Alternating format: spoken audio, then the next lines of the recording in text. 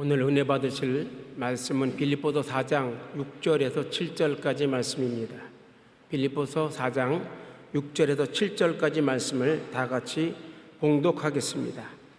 아무것도 염려하지 말고 다만 모든 일에 기도와 간구로 너희 구할 것을 감사함으로 하나님께 아뢰라. 그리하면 모든 지각에 뛰어난 하나님의 평강이 그리스도 예수 안에서 너희 마음과 생각을 지키시리라. 아멘. 아무것도 염려하지 말고 주님께 아뢰라는 제목으로 말씀을 나누겠습니다. 염려가 가득한 마음, 가시떨기 은극히가 뒤덮은 세상살이입니다. 염려와 근심은 엄청난 스트레스를 마귀가 가져 질병을 뒤덮을 수 있는 환경을 만들어주고 있습니다. 의사들은 스트레스를 만병의 근원이라고 말합니다. 흔히 우리는 푹 자고 나면 피로와 스트레스가 다 해소될 것이라고 생각하고 있지만 실상 그렇지 않습니다.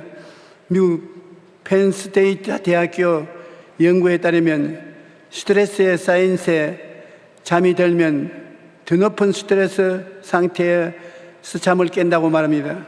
스트레스로 수면이 질이 떨어지면 다음날 스트레스가 더 증가하고 그래서 또다시 잠을 깊이 이루지 못하는 악순환에 빠지게 되는 것입니다. 그러므로 스트레스를 그냥 내버려 두어서는 안 됩니다. 반드시 해결해야 될 문제인 것입니다. 염려가 가득한 마음은 예수님께서 가시떨기에 집사인 밭이라고 말씀하셨습니다. 우리는 염려를 별것 아닌 것으로 생각하기 쉽습니다. 그러나 예수님께서는 염려 때문에 하나님의 말씀이 열매를 맺지 못한다고 말씀하셨습니다. 마가복음 4장 18절로 19절에 또 어떤 이는 가시떨기 위에 부러진 자니 이들은 말씀을 듣기는 하되 세상의 염려와 재물의 유혹과 기타 욕심이 들어와 말씀을 막아 결실하지 못하게 하는 자라고 말하고 있습니다. 염려가 가득한 마음을 가시떨기 나무에 비유해서 말씀해 주실 것입니다. 씨앗이 가시떨기에 떨어지면 열매를 못 맺는 것이 우리 마음에 염려가 가득하면 하나님의 말씀이 주어져도 열매를 맺지 못합니다. 고아의 아버지로 불리던 조지 뮬러는 믿음이 시작되는 곳에는 염려가 사라지고 염려가 시작되는 곳에는 믿음이 끝이 난다고 말했습니다. 염려는 믿음과 반대되는 것으로서 염려를 물리치는 가장 좋은 방법은 기도인 것입니다. 빌립보서 4장 6절로 7절에 아무것도 염려하지 말고 다만 모든 일에 기도와 간구로 감사함으로 하나님께 아뢰라. 그리하면 모든 지각에 뛰어난 하나님의 평강이 그리스도 예수 안에서 너희 마음과 생각을 지키시리라고 말씀하십니다. 염려가 들어올 때마다 기도로서 하나님께 맡겨야 되는 것입니다. 항상 기뻐하라. 쉬지 말고 기도하라. 범사에 감사하라고 말씀하시는데 항상 기도를 어떻게 하냐? 염려와 근심이 항상 다가오는 것이니까 염려와 근심이 다가오면 자다가 일어나다 먹다가 일하다가 하나님께 맡겨야 되는 것입니다. 염려와 근심이 마음속에 들어오면 받아서 농구 선수가 볼 던지듯이 하나님 여기 던집니다. 받아주십시오. 예수님 이름으로 기도합니다. 시각각으로 그렇게 마음에 오는 염려와 근심을 하나님께 맡기라는 것입니다. 오직 예수님만이 가시밭 은근히 같은 고통을 극복하고 반대로 마음의 평안과 기쁨과 희망을 주시는 것입니다. 고린도후서 4장 7절로 9절에 보면 우리가 이 보배를 질그릇에 가졌으니 이는 심히 큰 능력은 하나님께 있고 우리에게 있지 아니함을 알게 하려 함이라.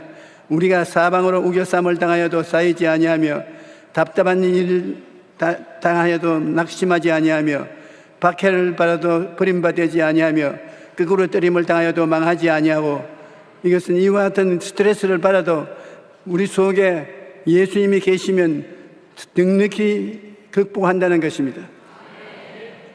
사람들이 염려하고 걱정하는 것은 대부분 내일에 대한 것입니다. 하지만 우리는 내일 무슨 일이 일어날지 알 수가 없습니다.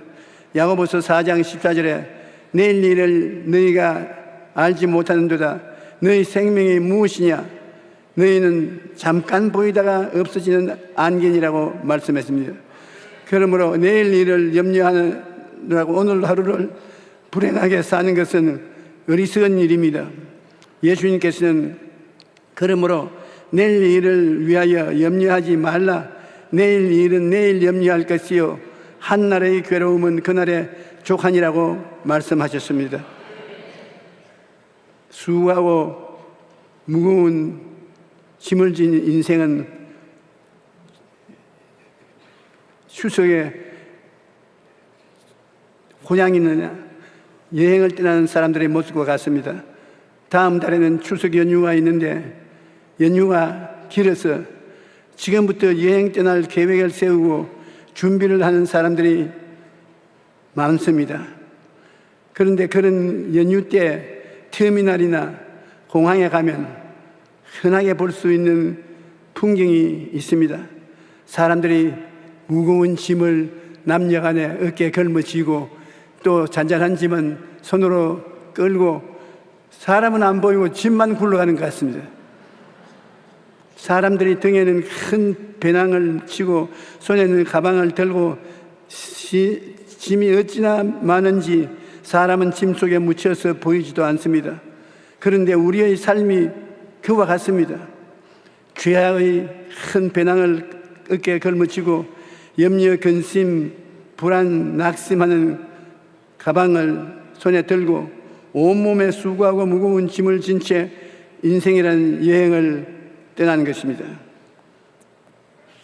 기독교 작가 맥스 루케이도는 여행이라는 책에서 인생의 짐을 가볍게 여기기 위한 하루도 빠짐없는 시편 23편을 묵상한다고 말합니다. 우리 다 같이 한번 읽어보십시다. 나의 목자시 내게 부족함이 없으리로다. 그가 나를 푸른 불밭에 누이시며 쉴만한 물가로 인도하시는도다. 내 영혼을 소생시키시고 자기 이름을 위하여 의의 길로 인도하시는도다. 내가 사망의 엄침한 골짜기로 다닐지라도 이 해를 두려워하지 아니할 것은 주께서 나와 함께 하심이라. 주의 지팡이와 막대기가 나를 안위하시나이다. 주께서 내 원수의 목전에서 내게 상을 기름으로 내 머리에 바르시니 내 잔이 넘치나이다. 내 평생의 선하심과 인자하심이 반드시 나를 따르리니 내가 야훼의 집에 영원히 가리라. 이 말씀을 읽고 묵상하면 거기에서 우리가 세상 짐을 내려놓을 수 있는 은혜를 받게 된다는 것입니다. 염려, 근심, 불안, 낙심 이런 것이 합쳐서 스트레스가 되는데 스트레스는 마음에 받는데도 불구하고 온 마음과 육체의 병의 근원이 되는 것입니다. 염려, 근심, 불안, 낙심과 같은 마음의 압박은 우리의 건강을 해치는 스트레스입니다. 우리는 마음의 스트레스를 일시적인 것이라고 잘못 알고 있습니다. 사실 우리 심신이 건강의 60%가 스트레스에 의해서 좌우된다는 것을 알아야 되는 것입니다. 잠언서 17장 22절에 마음의 즐거움은 양약이라도 심령의 근심은 뼈로 마르게 한다. 심령의 근심은 바로 스트레스를 말합니다. 스트레스는 뼈가 마르게 고통을 준다는 것입니다. 잠언서 4장 23절에 모든 지킬 만한 것 중에 더욱 내 마음을 지켜라. 생명의 근원이 이에서 남이니라. 마음이 평안하지 못하는 세상에 우리가 살고 있습니다. 누가복음 10장을 보면 어느 날 예수님께서 마르다와 마리아의 집을 방문하시는데 마르다는 일을 하느라고 너무 바빠서 주님의 말씀을 들을 시간이 없었습니다. 누가복음 10장 40절에 마르다는 준비하는 일이 많아 마음이 분주한 자라 라고 기록되어 있습니다. 예수님이 함께 계시는데도 불구하고 일을 하느라고 너무 마음이 분주해서 예수님의 말씀을 들을 수가 없었습니다. 마리아는 예수님의 발 앞에 앉아서 예수님의 말씀을 듣고 넘치는 은혜를 받고 있는데 그 언니 되는 마르다는 대접하는 일에 바빠서 음식한다고 부엌에서 이리 뛰고 저리 뛰어 마음이 분주해서 주님이 무슨 말 하는 줄도 알아듣지 못하고 마음에 동생이 자기만 일하도록 내버려두고 화가 나가지고서 뛰어들어가서 주님 앞에 우리 동생도 좀 시켜주십시오. 나만 부려먹지 말고. 부려먹은 적도 없지요. 자기가 스스로 대접을 넘치게 잘하려고 하다가 마음에 시험이 드는 것입니다. 그러므로 스트레스에 걸리면 예수님이 방 안에 같이 있는데도 불구하고 조금도 은혜를 받지 못하게 되는 것입니다.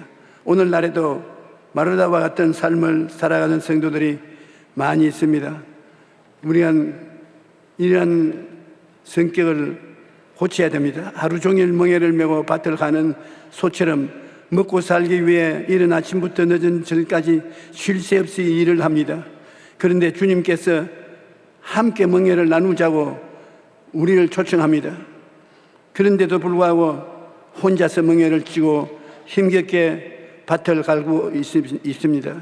그리고 주님께서 함께 하시는데도 불구하고 혼자서 염려와 걱정을 하는 것이 우리들의 현실인 것입니다.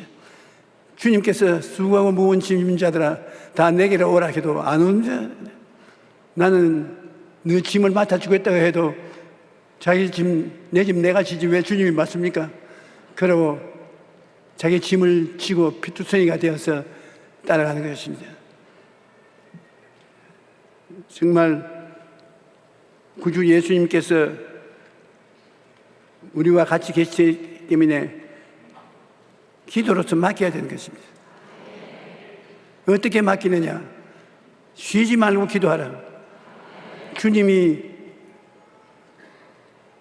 볼지어다 세상 끝날까지 내가 너와 항상 같이 하리라고 말씀하셨습니다. 너희 두세 사람이 내 이름으로 모인 것이는 나도 너희와 함께 있겠다. 우리 교회 같은 교회는 예수님이 충만히 이 자리에 계시는 것입니다. 맡겨야 돼요. 기도해서 맡기는 것이 그냥 내버려 두어서 되는 것은 아닙니다. 주님께 나와서 죄를 회개하고 예수님 보혈로 씻고 기도해서 짐을 맡기면 예수님이 우리 짐을 맡아주시는 것입니다. 마가복음 11장 24절에 그러므로 내가 너희에게 말하니 무엇이든지 기도하고 구하는 것은 받은 줄로 믿어라. 그리하면 너희에게 그대로 되리라. 고린도전서 2장 9절에 기록된 바 하나님이 자기를 사랑하는 자들을 위하여 예비하신 모든 것은 눈으로 보지 못하고 귀로 듣지 못하고 사람의 마음으로도 생각지 못하였다 함과 같으니라. 주님이 우리 위해서 엄청나게 예비해 놓았는데 우리가 그것을 알지 못한다고 탄식을 합니다. 예수님의 명예는 쉽고 예수님의 짐은 가볍습니다. 주님께서 나의 짐은 쉽고 가볍다고 말씀하는 것입니다. 우리 인생은 수고하고 무거운 짐을 지는 것이 보통 생활인 것입니다. 마태복음 11장 28절로 30절에 수고하고 무거운 짐진 자들아 다 내게로 오라. 내가 너희를 쉬게 하리라. 나는 마음이 온유하고 겸손하니 나의 멍에를 메고 내게 배우라. 그리하면 너희 마음에 쉼을 얻으리니 이는 내 멍에는 쉽고 내 짐은 가벼움이라. 이스라엘에는 새끼 소는 어미소 멍에 안에 같이 들어가서 짐을 지고 나르거나 밭을 가는 것입니다.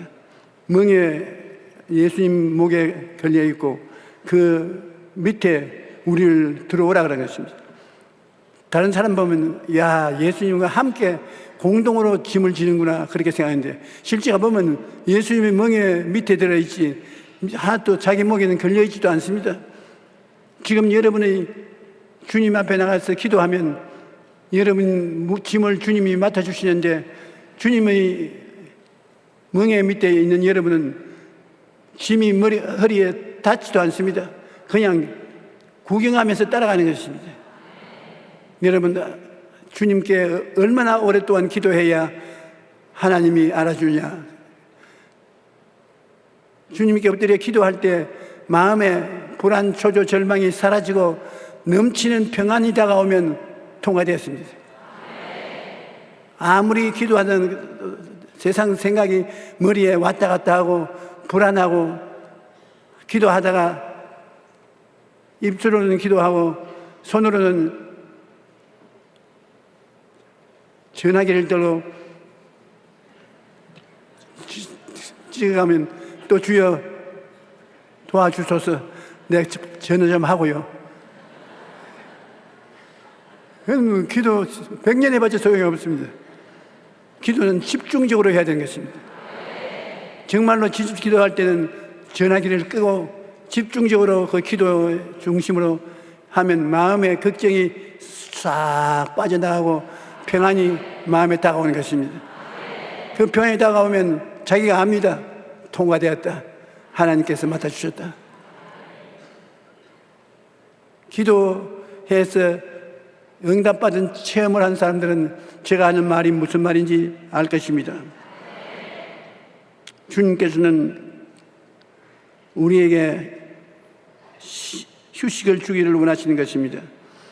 주님께서는 마음이 따뜻하고 유순하고 겸손하니 높은 사람만 주님께 갈 수 있는 것이 아니라 이 세상에 고통당하고 버림받은 사람도 예수님은 품 안에 품어주시는 것입니다. 예수님의 멍에 밑에 들어와 함께 명예를 나누고 짐을 함께 짊어지고 가자는 것입니다. 시편 42편 5절에 내 영혼아 내가 어찌하여 낙심하며 어찌하여 내 속에서 불안해하는가. 너는 하나님께 소망을 두라. 그가 나타나 도우심으로 말미암아 내가 여전히 찬송하리로다. 하나님께 소망을 주고 있으면 하나님이 도우러 나타나시는 것입니다. 하나님은 내게 부르짖어라. 내가 응답하겠고 그거 비밀한 일을 나타내리라고 하십니다. 간절히 부르짖지 아니하면 하나님 나타나지도 않습니다. 시편 55편 22절에 내 짐을 야훼께 맡기라. 그가 너를 붙드시고 의인의 요동함을 영원히 허락지 아니하리라. 베드로전서 5장 7절에도 너희 염려를 다 주께 맡겨라. 이는 그가 너희를 돌보심이라. 맡긴다는 건데 어떻게 해서 맡기냐? 기도로서 맡기는 것입니다. 염려와 걱정에서 해방되면 문제를 하나님께서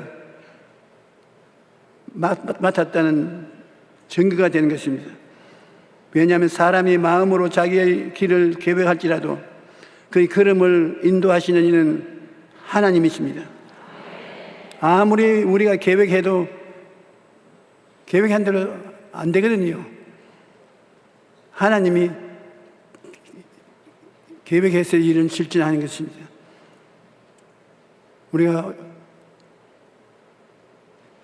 한국 밖에 나가면 한국에 곧 전쟁이 일어나는 것처럼 생각하고 있는 것입니다. 미국에서 너에게 전화가 계속 옵니다. 괜찮아요? 괜찮고 말고. 아니, 곧장 전쟁이 한국에서는 일어날 것 같은데요. 캘리포니아에 일어나야 우리 한국에 일어날 것이다. 까딱없다. 왜 그래? 간이 커졌습니까? 6.25 때는 예수 믿는 사람이 100만도 안 됐지만 지금은 여기 하나님의 자식이 좀 못된 놈들도 있지만 합쳐서 1000만은 넘는다.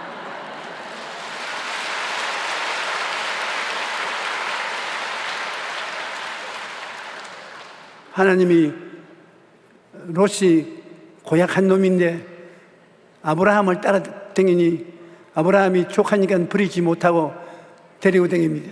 그 하나님께서 롯을 떼놓으라고 해도 못 떼놓습니다.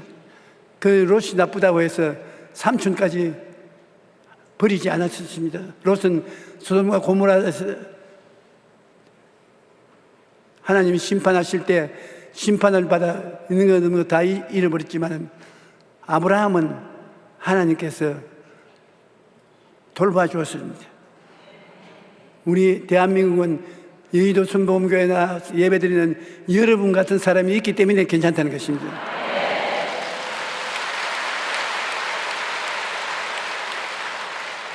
그러므로 여러분은 귀한 존재입니다.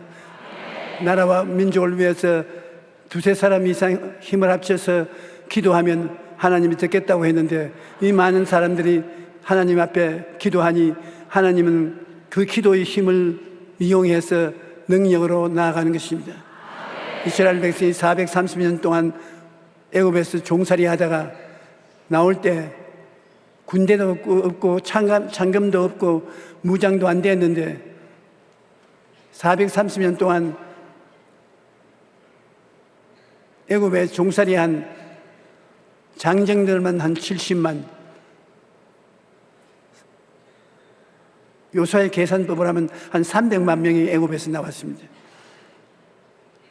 이스라엘 백성 포로로 잡힐 위기에 있을 때 모세가 뭐라고 말했습니까? 너희는 가만히 있어. 오늘 하나님께서 우리를 위해서 싸우는 것을 보라. 오늘 내가 본 이 애굽 군대는 다시는 영원히 보지 못할 것이다. 300만 백성을 구하기 위해서 하나님이 구름 기둥과 불 기둥을 내어 보내는 것입니다. 두고 보십시오. 합동하여 유익이 될 것이지.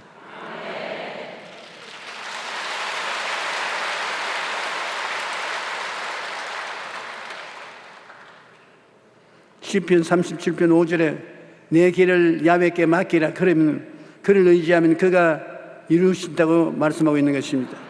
그러므로 우리의 할 일은 하나님께 맡기는 것이 우리 일인 것입니다.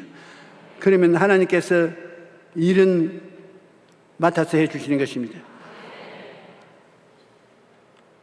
기도를 통해서 맡긴다는 것을 잊지 말아야 되는 것입니다. 우리의 짐을 하나님께 맡기는 방법은 기도입니다.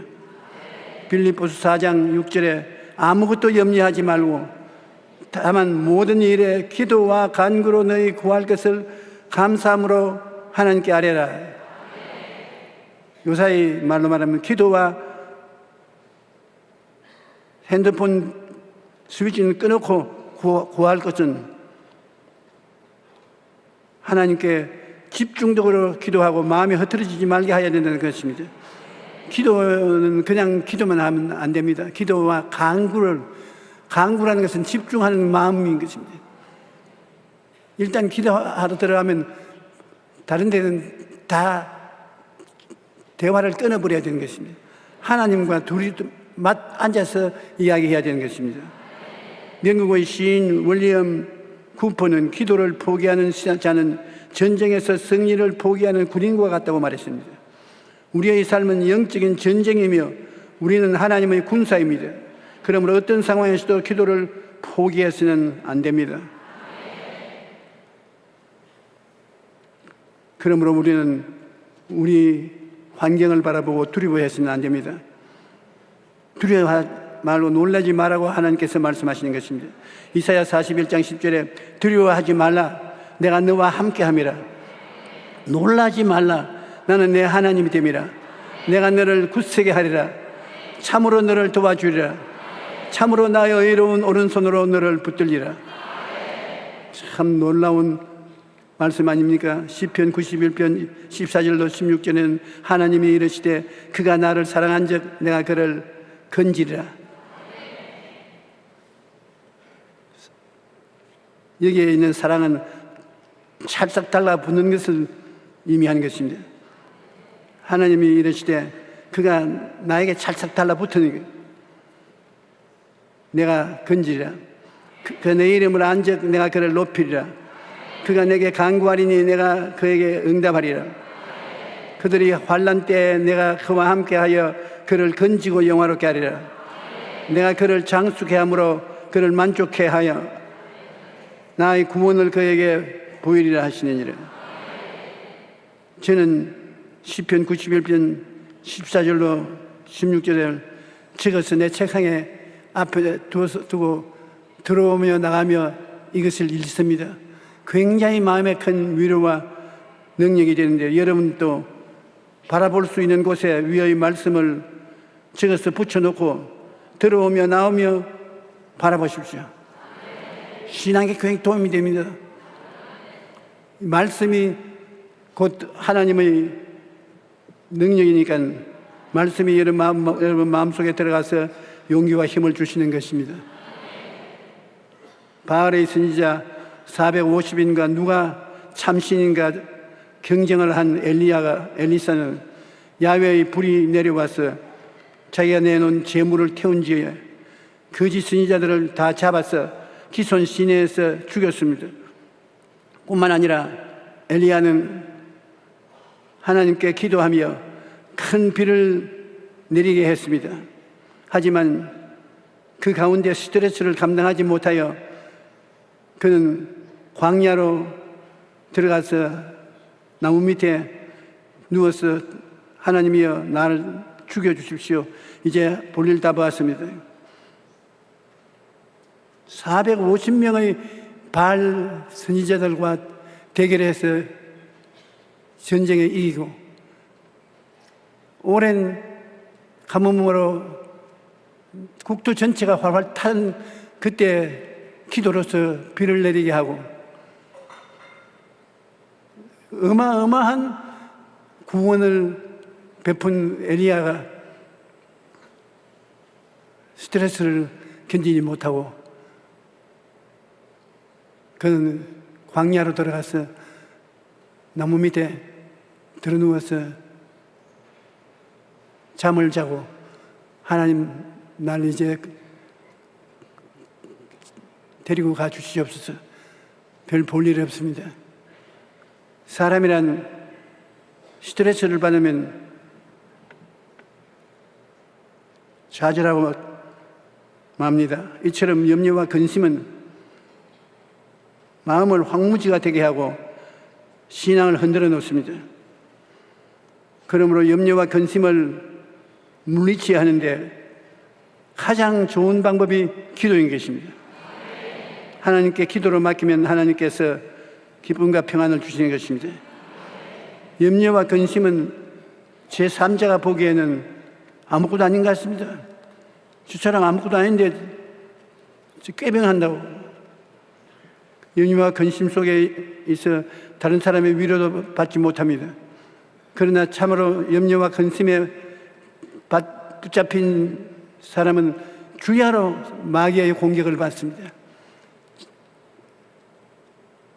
마음에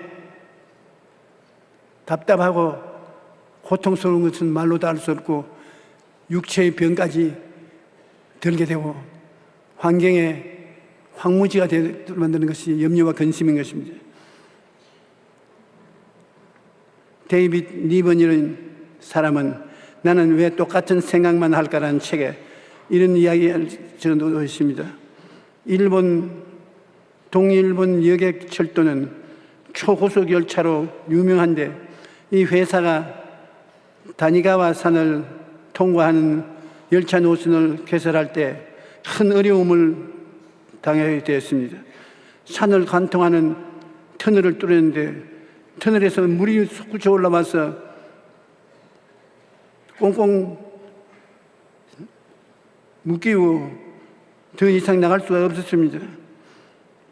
물을 터널 밖으로 빼내는 방법이 있긴 하지만 비용이 너무 많이 들고 시간도 너무 오래 걸리는 것입니다. 그런데 그 터널은 뚫어놓고 물이 터널에 가득해서 이건 완전히 회사가 파산하게 될 텐데 거기에 정비공 한 사람이 하도 목이 말라서 터널에서 나오는 물을 한 컵 마셔보니까 기가 막히게 맛이 있습니다. 그래서 에라, 이게 내가 병에다가 담아가 팔아야 되겠다. 그래서 상사에 가서 이 물이 기가 차게 맛이 있습니다. 이게 팝시다 우리. 그래 조사를 해보니까 수백 년 동안 눈이 그 산 위에 내려서 땅에 서들어간 눈의 물인데 광물질까지 녹아 있어서 굉장한 약물이요. 그래서 얼씨구나 절씨구나 그 물을 팔아보니까 철도 요금 받는 것보다 더 좋았거든요. 그래서 큰 환란이 정비공한 사람의 생각이 비약적인 생각을 함으로 말미암아 그 물을 지금도 팔고 있는데 일본에서 가장 잘 팔리는 물이 되어 있습니다. 이제는 동굴에서 물이 나오는 것을 너무 고맙게 생각했습니다. 전에는 물이 안 나오기를 원해서 지금은 나오라 나오라 더욱 나오라 그러고 있다는 것입니다. 문제라고 생각만 하지 말아야 됩니다. 여러분에게 어려움이 다가오든 문제만 생겼다고 말하지 말고 이 문제를 해결할 수 있는 생각을 발휘하시기를 바랍니다. 인생의 어려움을 무조건 문제라고 생각하면 답이 보이지 않습니다. 생각을 바꿀 때 답이 보이는데 하나님 말씀을 읽고 기도하면 성령이 생각을 바꾸게 해주시는 것입니다. 최고의 스트레스 해결법이 있습니다. 스트레스 연구로서 대가인 한스 셀리에 박사는 하버드 대학에서 고별 강연을 했습니다. 그런데 강연이 끝나고 나올 때 온 학생과 교수들이 일어나서 박수 갈채를 했습니다. 그런데 한 학생이 뛰어나오자면 이 한스 박사님의 가는 길을 막았습니다. 박사님, 우리가 스트레스로 홍수시대 살아가야 하는데 스트레스를 해소할 수 있는 비결을 한 가지만 말씀하고 가십시오. 그러자 셀리에 박사는 그 학생 얼굴을 빤히 들여다보고 있다면 한마디 말을 했습니다. appreciation. 그러고 나갔습니다. 여러분, 영어를 아는 사람은 appreciation인 것은 고맙다는 말인 것입니다. 감사하다는 말인 것입니다. 스트레스 전문가가 제안한 스트레스 해소의 최고 비결은 감사라는 것입니다. 좋은 때는 좋아서 좋고 안 좋을 때는 좋아질 것이니 좋고 고통은 기도할 수 있는 시간을 만들어 주시니 좋고 감사하게 생각하면 만사가 다 오케이 감사한 것입니다. 불평을 하기 시작하면 끝이 없이 불평을 말하는 것입니다. 여러분 감사합니다. 저보고도 감사하다는 말을 해주십시오.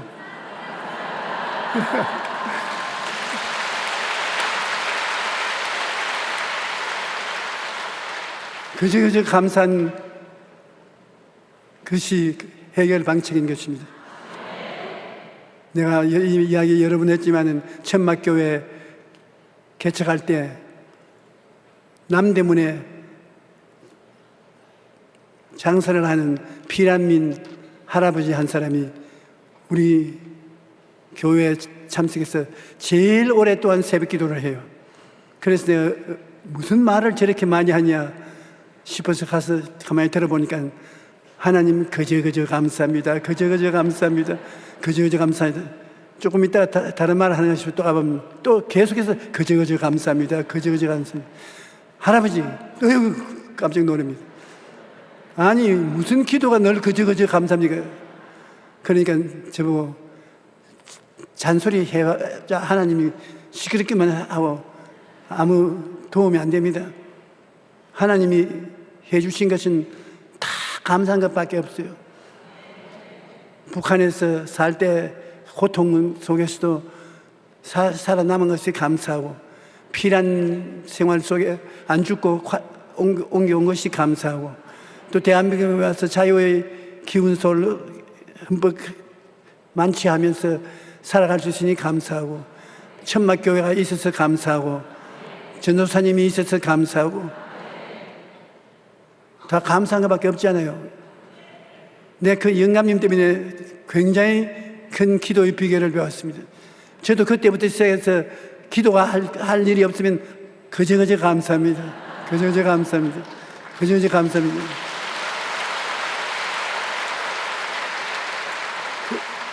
그런데 하버드 대학의 한스 셀리의 박사도 이제 발견했습니다.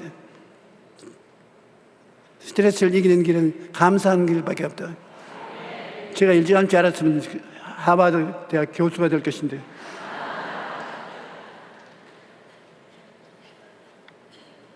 데살로니가전서 5장 18절에 범사에 감사하라, 이것이 그리스도 예수 안에서 너희를 향하신 하나님의 뜻이니라고 말씀하고 있는 것입니다. 모든 문제를 주님께 아뢰고 하나님께 감사와 찬송을 드릴 때 영혼이 잘됨같이 범사에 잘되고 강건하게 되는 것입니다. 그러므로 우리가 이 세상에 살면서 염려와 근심, 불안과 초조, 절망, 두려움을 극복하고 살아야 되는 것입니다.